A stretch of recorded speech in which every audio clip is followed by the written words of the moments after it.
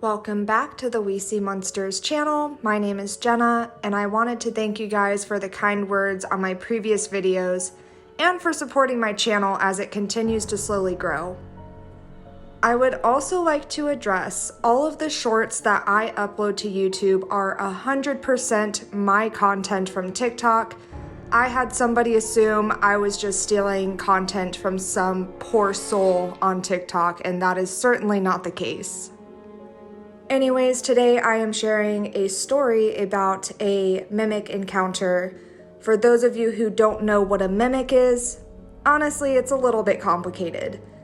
I don't know what exactly to classify them as, but I do catch myself referring to them as cryptids. Essentially, they are entities that can mimic somebody that you personally know, but their mannerisms are a little bit off, whether it be the way they walk or the sound of their voice. They also kind of give off some eerie skinwalker vibes in my opinion. If you find enjoyment in being scared from creepy stories, go ahead and hit that subscribe button and be sure to say hello. Let's jump into today's story. When I was in my teens, my friend Robert and I would often visit Forest Glen National Park. It's a national forest preserve that's located just about 15 miles from my hometown. It offers camping, fishing, and most importantly for our purposes back then, many winding trails to hike on. Robert and I didn't have a whole lot to do back in the day, so Forest Glen is where we would go to spend a lot of our time. Both of us enjoyed the outdoors, and we would go hiking on one of the many trails nearly every day. Sometimes we do 2 or 3, depending on our mood. It wasn't long, of course, before we knew them all by heart, and we both had our favorites. That didn't matter though. We would still go on any of them, on any given day. Eventually though, time went on, and Robert and I grew up. Robert and I are still good friends, but we hadn't been out to Forest Glen in a long time. It was recently that I had been reminiscing about those old trails, and I decided that I wanted to go back out there and visit some of my favorite spots. So, 2 weeks ago, I called Robert and asked if he wanted to go back out there with me that weekend, and to my surprise, he was overjoyed at my proposal. He said he'd been thinking about going out there himself, but just hadn't gotten around to it. So it was decided, on Saturday morning, we would head out to Forest Glen and meet up at one of Robert's favorite trails. I made it out to the trail at Forest Glen about 10 after 6 in the morning. When I drove out to the reserve, I parked my car in the spot closest to the trail, but I didn't see Robert's car. There's more than one entrance into the park, so I thought that Robert hadn't arrived yet, or he was parked at one of the spots that was near one of the other entrances. I thought I might call him, but when I looked at my phone, I saw that I only had one bar and figured that it wouldn't go through. I should have known the reception would be bad out there. Stashing the phone in the glove box, I got out and made my way to the trail. I started to do some stretches in front of the trail entrance while I waited for Robert to arrive. After waiting for what felt like about 10 minutes, I began to wonder if Robert was going to show up late. When we made the plans to show up at the trail, we agreed on 6:30 a.m. I thought about jogging back to my car to grab my phone and call him after all, but I decided to instead venture into the trail a little ways, and then return after a moment to see if he had shown up. I started my walk at a brisk pace into the opening of the trail. The clear patch of the trail's entrance quickly gave way to a narrow cleared path, surrounded on both sides by a thick growth of brush and tall trees. The trail seemed a bit more overgrown than I remembered, but I suppose that was a good thing. It meant that the preserve was thriving. I did notice, however, that it was rather quiet out there on the trail. That isn't to say there was no sound at all. I could hear the occasional caw of a bird and the rustling of leaves, but the sound seemed somehow muted. It was as if the entire woods had its volume button turned way down low. About 3 minutes into my stroll, I stopped just before a small stream that cut through the trail. I looked to the other side of the stream, where the trail's path resumed. The path stretched out a few hundred feet beyond the stream, and looked like it forked off into 2 different directions, as far as I could tell. This is when I decided to turn back and wait for Robert at the entrance. I never knew this trail like Robert used to, and for the life of me, I couldn't remember how far it went. Before I turned to leave, I knelt down to tie my sneaker. When I finished, I stood up and had to stifle a scream. Robert was standing right in front of me, grinning like an idiot, and when he saw the look on my face, he howled with laughter. My face went hot, and I gritted my teeth. "What the hell, man?" I yelled. "You nearly gave me a freaking heart attack." Robert had to hold back his laughter to be able to reply. "Sorry, bud, I couldn't help myself. I was up farther on the trail when I decided to turn back and wait for you. When I saw you kneeling here, I just couldn't resist." I couldn't help but smile after that, and I could feel the red-hot feeling in my face start to drain away. "It's okay, but you did scare the living hell out of me. I didn't even hear you." Robert said nothing. He only smiled a wide, toothy grin. I gestured down toward the part of the trail Robert came from. "I was wondering if you had gotten here yet. You can lead. I assume you know the way?" Robert nodded in reply, then jerked his head back to where the fork in the trail was, before he turned around and bounded over the stream that divided the trail. When his feet hit the other side of the small bank, he just kept on running. "Hey, wait up," I called after him. He acted as if he didn't hear me, and carried on deeper into the woods. I really wasn't prepared to jog yet. I wanted to walk a little more first and stretch out my legs.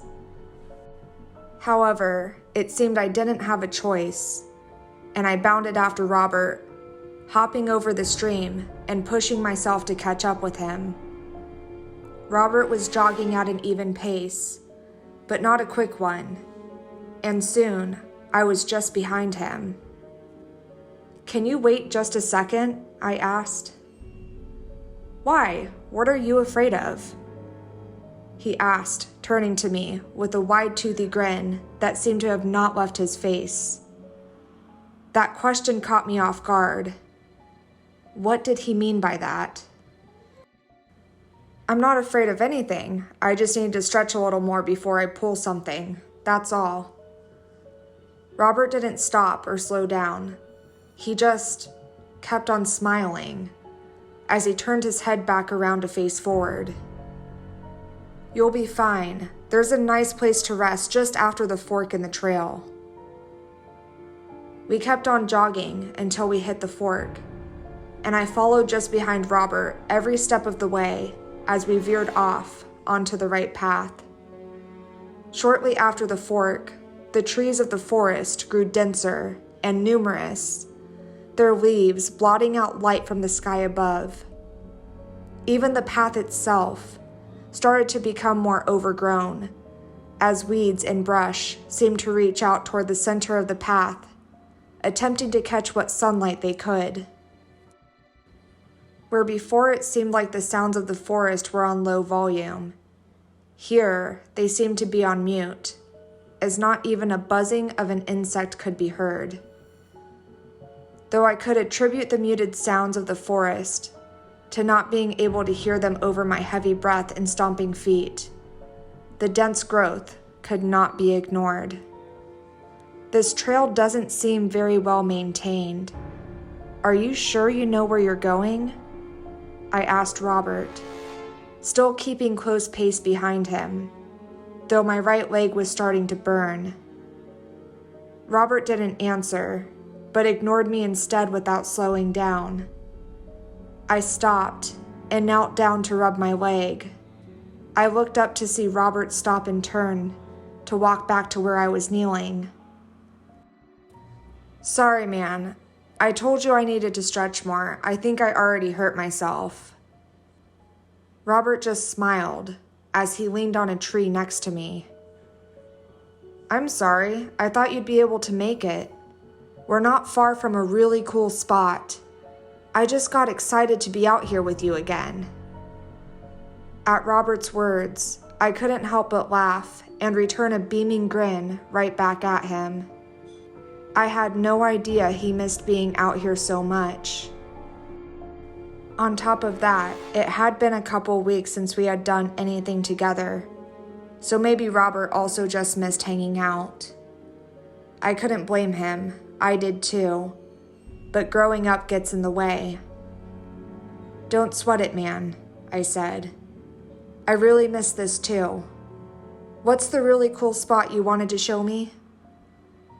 Robert's grin seemed to somehow get even bigger. Do you remember that wooden bridge we found one of the last times we were out here? It has that really deep stream running under it. The memory came back to me in a rush. It was vague, but I did remember finding a bridge the last time we came out here. I had completely forgotten which trail we found it on, though. I remember the water under that bridge was so clear, you could easily see the fish swimming. Is it on this path? I asked excitedly. It sure is, and I can't wait to take you there. I've been down there already, and it's absolutely beautiful, Robert said. I stood up quickly and brushed some dirt off my knees. Well, let's go, I exclaimed, walking forward on the trail.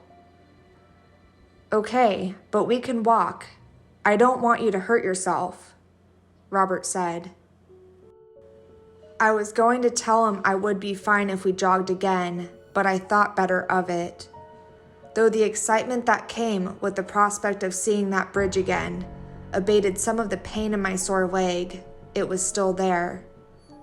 So we walked on, talking about the memories of being out here on the trails, as we walked side by side.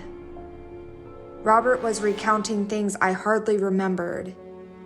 He said he remembered a time when I scraped up my knees really bad after a nasty fall on one of the trails. But I didn't remember that. For the most part, I could recall every memory Robert had, and I realized how much time we really spent out there. We spent nearly all of our time out here as teenagers, staying in shape to try to impress the girls in school. We had been walking for nearly 5 minutes when Robert said, "Hey, do you remember when you fell down that slope and hit the bottom? I thought you died." Robert belted out a laugh, a booming laugh. I stopped walking because something about what he said didn't make sense. I remembered falling down that slope like it was yesterday. It was terrifying. Robert, you fell down that slope too, remember? Robert, who hadn't stopped walking until then, froze just ahead of me. He turned slowly and slapped a hand to his forehead. Oh, duh. Yeah. Well, I didn't fall as hard as you. Robert laughed again, dropping his head and gesturing back down the trail. Come on, we're almost there. I began to breathe heavily, and I took a step back. Something was wrong. I didn't know what it was, but I had to get out of those woods and away from Robert. I had to get away because a memory had finally resurfaced to the shore of my recollection. A memory of me falling and scraping my knees. Robert's grin, for the first time since he snuck up on me, faded from his face. "What's wrong, bud?"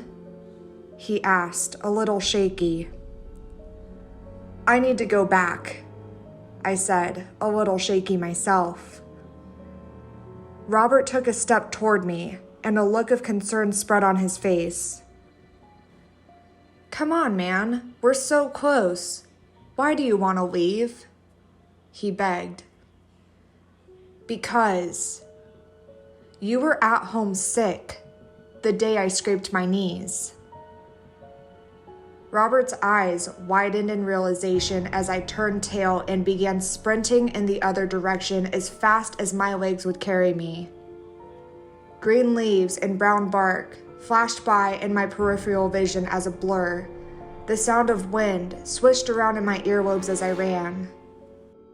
I couldn't hear footsteps behind me, and I was thankful for that. My right leg throbbed and begged for me to stop, but I wouldn't. Fear is one hell of a motivator, and it pushed me past the fork in the path and over the small stream that divided the trail. I never looked back to see if Robert, or whatever wore Robert's skin, was following me, not even once. I kept my eyes on the path in front of me and focused on not tripping over anything the whole way back out of the trail. I didn't stop running till I got into my car.